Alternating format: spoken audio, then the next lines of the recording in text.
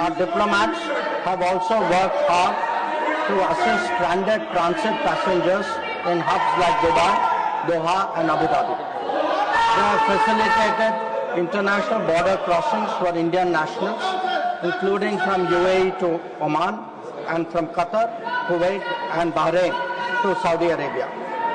Wherever there has been a partial opening of airspace, we have approved and undertaken commercial flights, including non-scheduled flights, to enable the return of Indian passengers.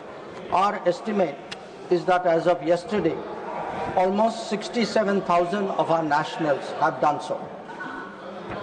Sir, I also saw, today I was informed of a handout information put out by the Ministry of Civil Aviation, and this tells us of the efforts government is making. Yesterday there were 15 inbound flights operated by Indian carriers which arrived in India, on the 7th.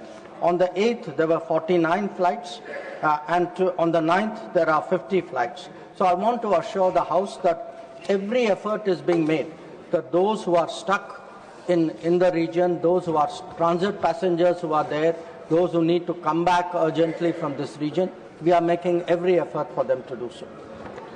Chairman, sir, throughout this period, government maintained close contact with relevant countries. Honorable Prime Minister himself has spoken to the President of UAE, the Amir of Qatar, the Crown Prince of Saudi Arabia, the Crown Prince of Kuwait, the King of Bahrain, the Sultan of Oman, the King of Jordan, and the Prime Minister of Israel.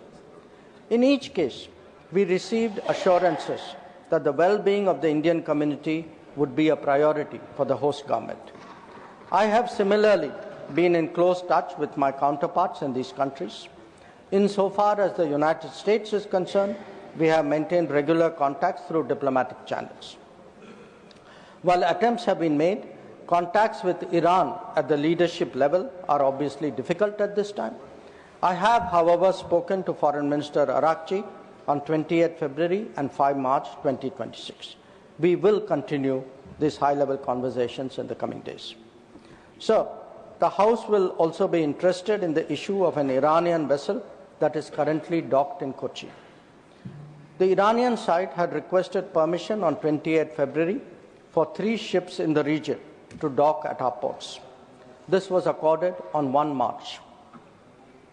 IRIS Lavan actually docked on 4th March in Kochi. The crew is currently in Indian naval facilities. We believe that this was the right thing to do, and the Iranian foreign minister has expressed his country's thanks for this humane gesture.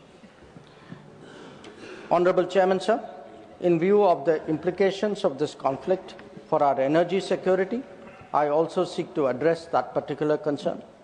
Government remains committed to ensuring that fully, taking into account availability, costs, and risks of the energy markets. For us, the interests of the Indian consumer has and will always be the overriding priority. Where required, Indian diplomacy has supported the endeavors of our energy enterprises in this volatile situation. Honorable Chairman, sir, let me conclude by highlighting the 3 guiding factors of our approach. 1. India is in favor of peace and urges a return to dialogue and diplomacy. We advocate de-escalation, restraint, and ensuring the safety of civilians. 2. The well-being and security of the Indian community in the region is our priority. We will continue to work with the governments of the region towards that end. And 3. Our national interest, including energy security and trade flows, will always be paramount. I'm confident, sir, that the